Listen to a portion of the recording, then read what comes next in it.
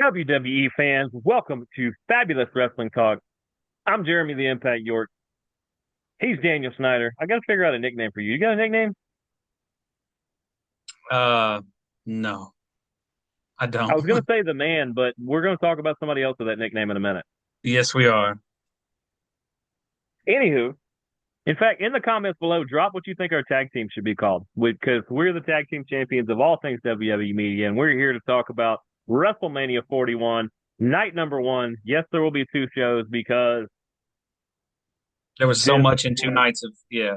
yeah, it was loaded, bell to bell bonkers. But I think we should just get right into it. Yeah.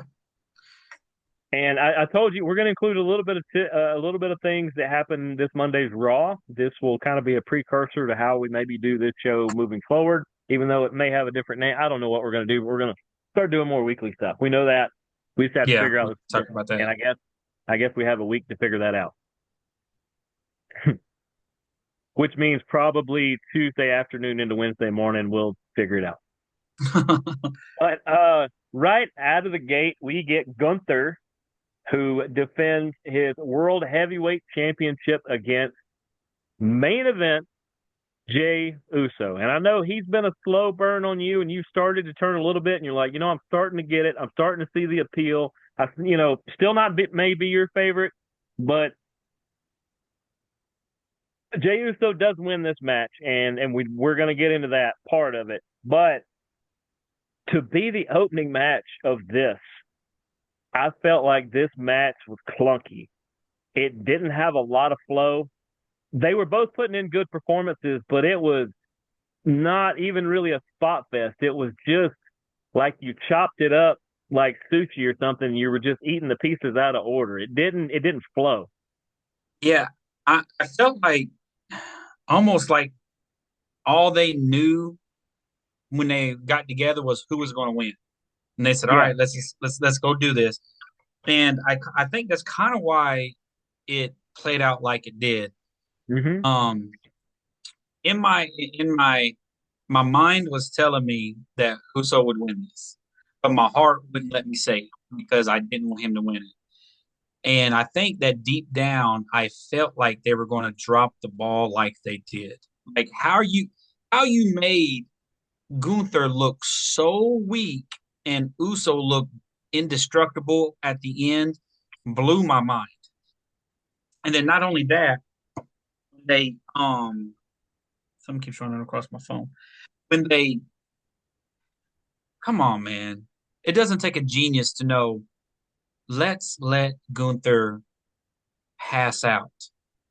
Why is this man tapping out when Jay is not known for doing any kind of submissions? He's using his own move on him. Gunther should have passed out. It'd have been a way better ending. And I mean, think about it.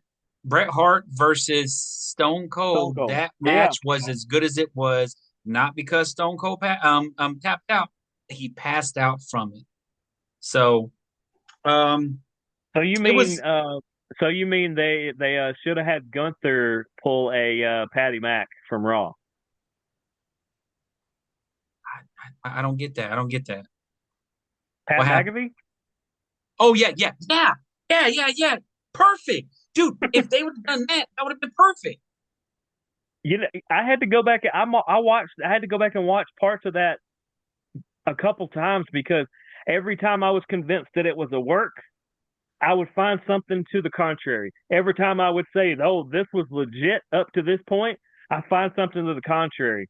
I just let's jump into the Baral part real quick. We'll get back into that match, but this just tells you also this was how to me they used Raw not only as the Raw after Mania to be like its own PLE to itself, live on Netflix, but they were trying to fix some stuff, and they knew they didn't want to take away from Jey Uso, but they said, you know what? We dropped Gunther down way too far. He looked weak, just like you said. Him tapping out, he did not look like the Gunther that we need going forward. What can we have him do? And I think that it started as a work, and then it went into a little bit of legitimacy, and then ended as a work. I think there is some legit stuff in there, and I will have a theory on that. I think when he went down and got in Michael Cole's face about things he said, everybody does that. People do it all the time. For some reason, Michael Cole doubled down, and this is when I knew Gunther was going to do something to him. Is when he said something about, "Well, why did you tap out?" Yeah, you tapped out. That that enraged him. You could tell. That bugged him. I think Gunther didn't want to tap out. I'm sure he was told to do it. Hey, this is going to end. I need you to do this. Well, he puts his hand on Michael Cole. I don't think Pat McAfee was smartened up about it. I think he thought, maybe he's not going to take this too far. But when he put the chokehold on Michael Cole, Patty Mack does what any good bro is going to do, and he's like, I got to get this bully off my buddy. And he goes over there to break it up, and I think he surprises Gunther, who didn't think he was going to kind of run at him like that. And they look like they not really clash of heads, but it looks like something happens because you see Gunther do this, like he just completely like throwing a bucket of water on somebody. And then I think that's when it gets a little legit. That Gunther's like, well, I'm going to show this little Hollywood guy that I'm an old school wrestler, and you don't do that. You got to know better. And so he legit starts to put it on, realizes how serious it is when Patty Mac's guys jump the barrier. And actually, 30 security guys are keeping these five jabronis off people while there's Hurricane Helms and like Adam Pierce and like two referees trying to get Gunther off of Pat McAfee. I think that legit he had it locked on pretty good for a minute, and I think he let go towards the end just to kind of prove a point. Like, I'm not going to put you out, but you're going to get real close. You're gonna if you watch it, you'll see Pat move his hands up here a couple times when he's supposed to be out. He'll put his hands up here Yeah, a couple times, and then he drops him because he's like, "Oh, I'm not supposed to be grabbing this," but he's trying to let him know, "Hey, dude, loosen it up a little bit. yeah. Hey, hey, hey, hey, Start hey. becoming shoot." Yes, Yeah. yeah. So yeah, I That's mean, what I think there was a lot of shoot to that. I think it was Gunther proving a point. I don't think he has any ill will to McAfee. I just don't yeah. think that he was trying to prove him the lesson that you're not a wrestler. I need you to stay behind that desk. It's going to turn into this is how Goldberg. It is.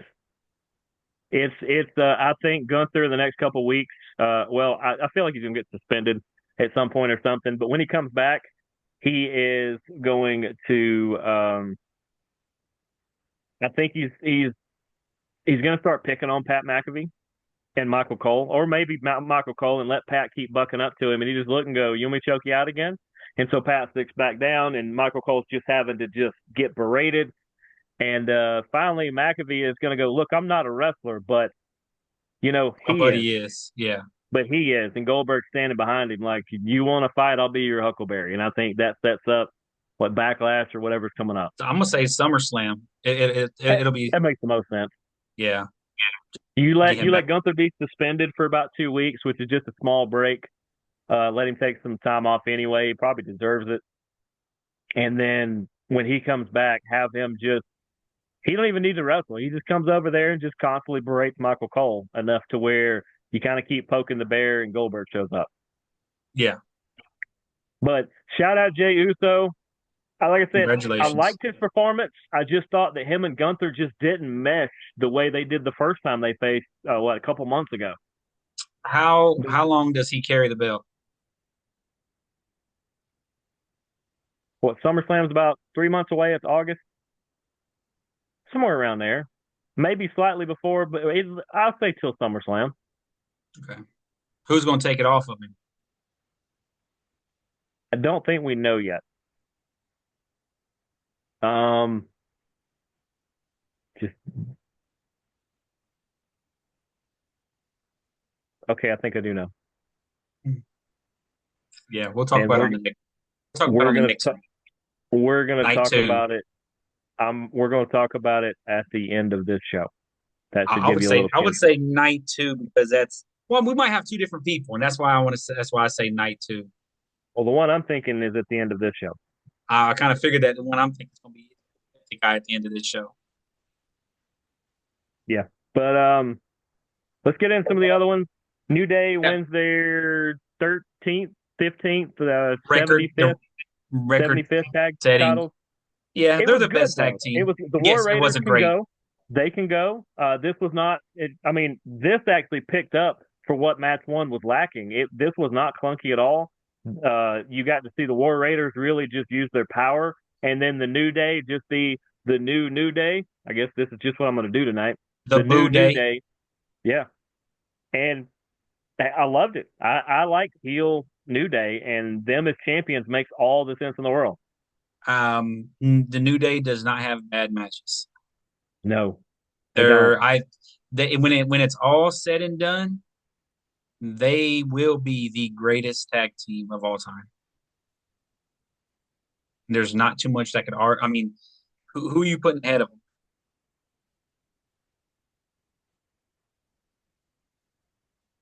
Right now, there's a handful I could put ahead of them, but it just depends on what you're judging by. Like, because honestly, for what they did during their era, this team wouldn't be number one on my list, but you got to say the Dudley Boys because they won everywhere they went. They Um, did. But see, the Dudleys were just one style. I feel like New Day can do it all. yeah, I mean, You if we're put talking the about you put the overall Dudley. wins, the Usos are up there, but ability wise, New Day is better. New Day will be in the conversation. Yeah. It's hard to say right now. They got a little Well, bit and to go. also everything will always be opinion based. But they will Yeah, be in the conversation. They will always be in the conversation. but I'll stick with that argument too that records are made to be broken because if the next generations aren't breaking those records, that means you're not improving. So, the New Day should be better than the teams before them because they are in this new era and Yeah. that Which and there's not a lot of teams that get brought up together and stay as a team. They split them all the time. So I don't know if anybody will have a run like that anymore. I agree. I agree. Like tag team wrestling, they'll stick with them for a while, but the way they just all crisscross them now, it's almost like wins don't matter. And there's always one that stands out above the other tag team that usually gets them broke up. The prime the what's their names? Montez Oh, is the Street Profits. Street Profits. It's obvious Montez is the Shawn Michaels of the group. But that tag team also has the potential to be great if they keep them together. And if they stick around, I think their contracts, I don't remember if they've re-signed or if it's coming up or something like that. But I also know that they had contemplating leaving. They don't like the way they get booked a lot, which I understand because you win this week, you lose this week. You win this week, you lose this week. You lose, you lose, you lose. You win, you lose, you win, you win. It's all over the place. Yeah. It's like throwing darts at the wall. Well, I think in the end, Montez will end up going solo. He'll be a great solo guy. Yeah, because I actually like Dawkins. I know a lot of people like Montez Ford, and I get that appeal, but I think Dawkins can be a really solid guy going forward if he was solo. Be interesting. But speaking of things that got split that went And solo, yes, uh, Jade Cargill defeated Naomi. At least it wasn't a squash match, but I do not use the H word, so I completely disliked the way this was booked. Bad Naomi is something I'm gonna redo in my head what I was just about to say. Bad Naomi is something a corner I will champion. I like this darker emotional Naomi. I think there's a lot you can do with it, and they completely took every wind out of that sail the way they booked the end of this match. But I also think that they cut this one short because Naomi legit gets hurt about two moves from the end when that bot that kind of blue thunder bomb that didn't really go right. And because you see Jade bend down, and it looks like Naomi gives some sort of clue or some sort of something to go. That didn't go well, and so it's like two moves later or a move later that it's completely done, and you move on. But I think Naomi got hurt there, and had she not gotten hurt, might have saw a different ender. It may have went a different way. um, Jade, she has spurts of she's going to be a star, but then you get Oh, also sure. spurts of she's still new to it. That jump off the top ropes by Naomi and that was caught by Jade and almost turned into a suplex was pure power. You don't Yeah. see that. You don't see that. No. Um, it was a decent match. It was Yeah. It was a it, solid match. let's be honest, it was kind of a filler too. It was. But they needed to, like I said, I felt like they needed to, even In if you this, don't have the Bianca tie-in that we thought, this should have went a lot longer than it did. This payoff is you did 3 months worth of build-up, and it paid off in 10 minutes. yeah, I think they just wanted to get them on the card, and they had to end and it might be over now. You might get one or two more matches out of them, but it did its job. Because we know Jade is probably going to challenge for the Intercontinental or the U.S. belt that she's just due to be in that category. She's not ready for the top yet. But a lot of people have been saying, well, what do you do with Naomi? I think it's blatantly obvious.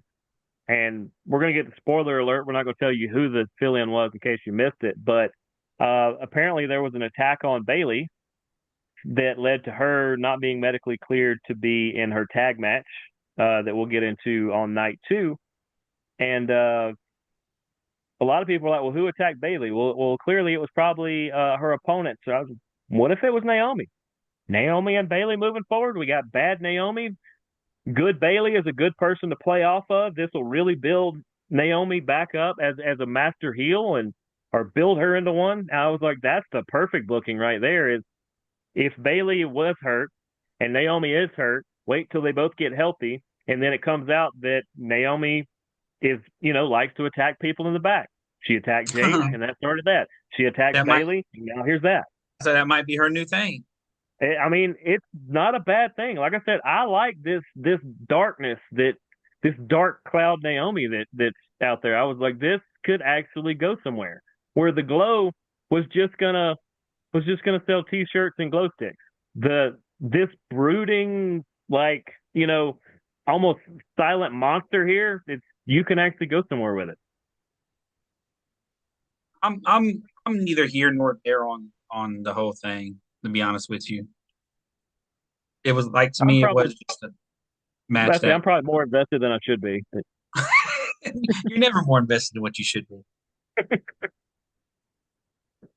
I'm glad somebody agrees with that. But I mean, like I said, it's a solid match. It was the filler that led right into United States champ. uh, yep, where your boy L.A. Knight, Yeah, did he lose to Jacob Fatu? yeah, Did he look really good doing it? yeah. Did This I is did one I time. did, did we This agree is that he one was going time to that I lose? think dropping a title and a loss on a major card like that can actually elevate somebody. I think it could do that for LA Knight. I agree. I think LA was like, this kid's a star. This kid's going to be a Mm-hmm. star. Mm-hmm. I want to help get him to this. Literally, I want to help him get there. And I think that's why it was. That's why it was. I'm getting blew up from everybody at Target right now. It's crazy. But that's why it was such a good match. You know what? It doesn't get enough. And again, I am the type of person that toots his horn a lot. But I feel like LA Knight doesn't get enough of recognition for how good of a performer he is. Oh yeah. And I feel like they look at him as he's a good mouthpiece.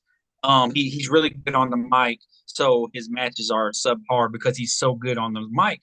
But that's not it. He's so good on the mic, and his matches lead or back up that mic skill. Yeah, I sorry, I love to was a see it. little distracted. The Jaguars are on the clock right now, and I was watching AEW's own uh, Tony Khan kind of like running around the draft room. It was pretty funny. Yeah, I was gonna be having that, but I'll be able to Apparently, catch I up. missed the first pick or two because if they're already on the Jaguars, so I wasn't that concerned with it. We're WrestleManian, We are, but we are. But I Jacob like to see a Fatu, future heel LA stars. Knight. Oh yeah, I think that'd be great. And actually, there's a guy who does wrestling interviews. I've recently started at the very beginning, which is in 2019, of his podcast. He did YouTube's before that, still does them. Guy's name is Chris Van Vliet. You see a lot of his videos on Facebook and stuff like that. He did one with a guy that LA Knight knows really well, and that is Eli Drake.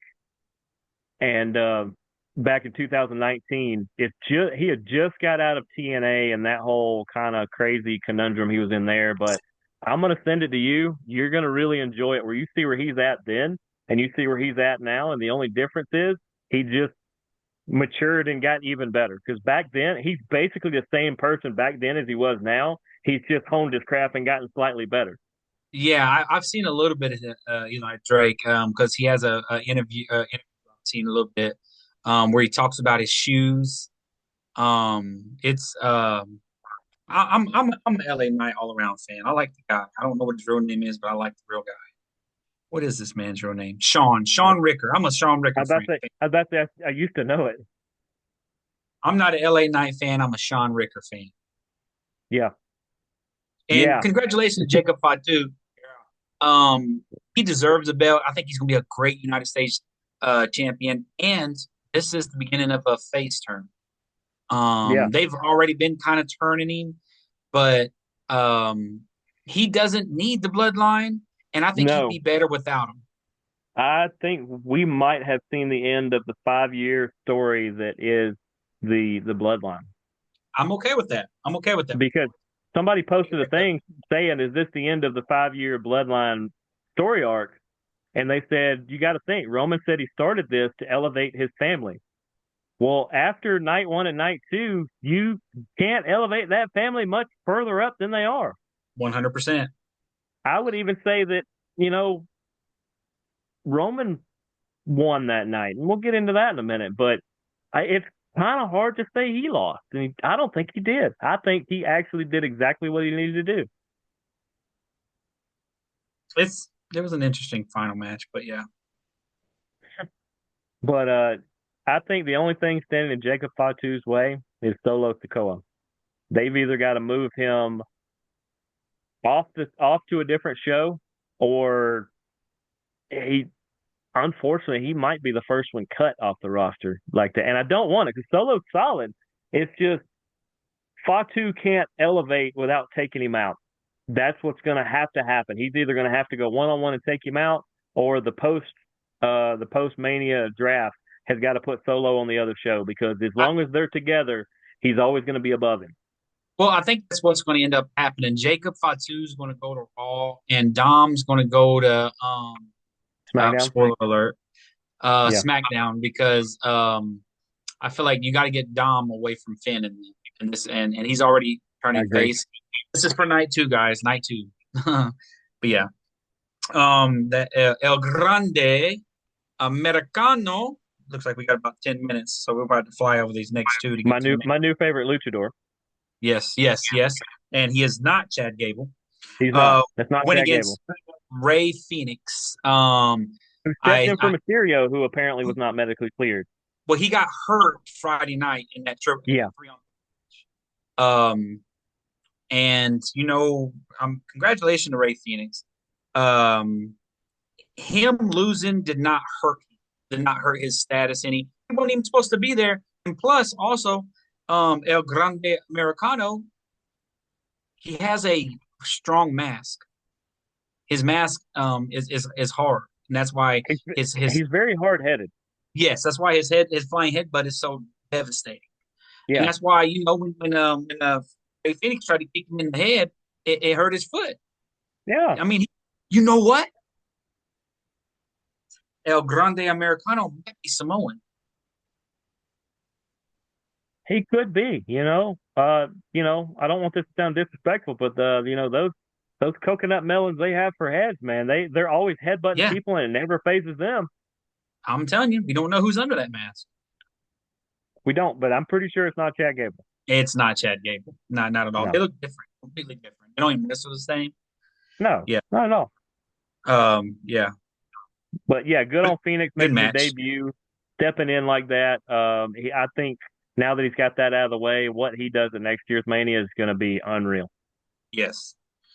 Uh, yeah, we got Tiffany time. Okay. Stratton, Tiffany Stratton and Charlotte Flair did not care about this match. They got entirely too much time. It 20 went minutes. too long. I'll give you Yes. that. But this was the one that I was not sure with the build up leading into it if Charlotte Flair was going to go rogue and just big timer, like not just show off, but no, just like no rookie, you're not doing what you think you are. I really thought that she could. I mean, Ric Flair is her dad. Ric Flair has done that to people before. There's other wrestlers have done it. I don't think there's necessarily something wrong with it, but I just thought that she could just not be professional and do what she wanted to, and they would have probably just let it go. They would probably just went, all right, well, let's just separate them and keep them apart, even if she would have hurt Tiffany. But instead, Charlotte was the most professional I have ever seen her. I really enjoyed her performance in the match. I thought Tiffany at times got a little too fast, and Charlotte was able to kind of rein her in and go, no, no, no, no, sweetheart, you're so close. Just back it up a little bit. And when she did, and they started to really go toe to toe, she helped put Tiffany over to where more people will think she's a legit champ now. Um, if if Oof. if I'm anything, I'm honest. That's in everything in life. And honestly, I didn't care about the match. Didn't watch the match. I seen the ending of it. Um, I was finishing up my walk around Target when this match was going on, and I didn't care. Don't care about it. I'm glad Tiffany won. It should have been a 12-minute match and not a 19:05 match. Yes, But like I said, it went way too long. But I kind of got it. Like I said, beside it going long, there was a couple moments here and there, but like I said, it's just the inexperience of Stratton. Luckily, you've got the A1 player in Charlotte that was like, whoa, whoa, whoa, whoa, let's slow it down, slow down, slow down. And there was a few times I, that even though I it did see wasn't the supposed to inexperience of be, Tiffany. I she'd go did see the running into inexperience. her and she'd shove her back and chop the crap out of her, and that was her way of going slow down. Because you see Tiffany go and breathe. And when you saw that breath come out, that was her going, calm down. Yeah, so I seen the experience. Congratulations, Tiffany. Yeah. Let's see where it goes. Let's see how this championship continues to grow. And it's WrestleMania. It had to be a Charlotte Flair. It had to be somebody big. It's like now Yeah. you can defend against Next somebody year else. she could And be the big person. Or that faces maybe a Rosa Perez. Roxanne. Roxanne Perez. I don't know why I said Rosa. Yeah, Roxanne Perez. Good call. Ooh, that might happen sooner rather than later. But Yeah. in the last few minutes of our show, we got 5 solid minutes. All right. Seth Rollins, with the And help of it's not his best friend and it's not his wise man. So I'm just gonna say with Paul Heyman. We don't know what he technically is to him. Defeated CM Punk and Roman Reigns. We get the double flip from Heyman, which was masterful. You can't write that kind of stuff. I mean, Quentin Tarantino's not writing that kind of stuff. And it made total sense after Seth wins this and he stands over the other two. Uh, Roman no longer needs a wise man. He doesn't need a bloodline. And CM Punk has always kind of been on his own. He he's never doesn't. needed. No, he's fine. They're both great. Seth is the one that needed a little boost so that we can see another Seth run. And then, spoiler alert, when they add Braun Breaker to their group on Monday night, this is one of my new favorite groups, and I still think they're one member shy of being complete. I think they're more than one. And I'm gonna tell you in the Maybe next two. guys, Maybe two. tune in to the very next episode, day 2 of WrestleMania, because I will say who is joining. I We think will they say need it a on here. tag team, but we'll leave it at Um, that. What do you think of the match? yeah, so you'll see. Um, it was a great match. It was a really good match. When you got three superstars of this caliber, I kind of called all this, but I'm not going to say that I work with Triple H because I can't. I can't. You're not allowed to say that. Yes, yes, yes, yeah. I don't want to get sued because I do. Um, but great match, great match. This is a great ending. I will if they just turn a couple things in the opening match. this would have been almost a perfect start and finish to a WrestleMania. Yeah, yeah. If it would have just Gunther, been 1 hour, it was just so good. if Gunther passes out instead of taps out, this would be a perfect start and finish to WrestleMania. Yeah, But it was a I great agree with match. that. I loved every second of it, and it did not feel like 32 minutes. I did not know it went 32 minutes until I looked down. Until I just looked. Yeah, Yes, yes, and so that's how you know a good match is good when it's long. Ric Flair's hour-long matches, you did not know they were at the time was running out because it was so good. yeah. So, I mean, I say that to say congratulations, Seth. Um, Congratulations, WWE, on night one. Great match, and yeah, I give out of 10, I give night one a give it an 8.5. Okay, I think that's fair. Yeah, I think night one, 8.5. I think is fair. Eight and a half, 8.75. I can't quite give it a 9. It's Yeah, real yeah. close. It's real close. And spoiler alert: I liked night one overall more than night two, but we will get into that um, in a few Hmm. short minutes. We'll do the top three thing I mentioned at the end of the next show because Yeah, I I think we're agree. gonna have more time. Yeah, yeah. But that's going to be night one. Night two upcoming very soon. Just as soon as this loads up. He's Daniel Snyder. I'm Jeremy York. Please drop your questions, comments, suggestions, ratings, reviews, all that fun stuff down below. And also tell us what our tag team should be called. In fact, the more ridiculous you want to come up with, maybe The we better. send you something. We might send you one of Daniel's dogs or something. We don't know. Just something. Take them. But we'll see you guys very shortly. Deuces, gooses.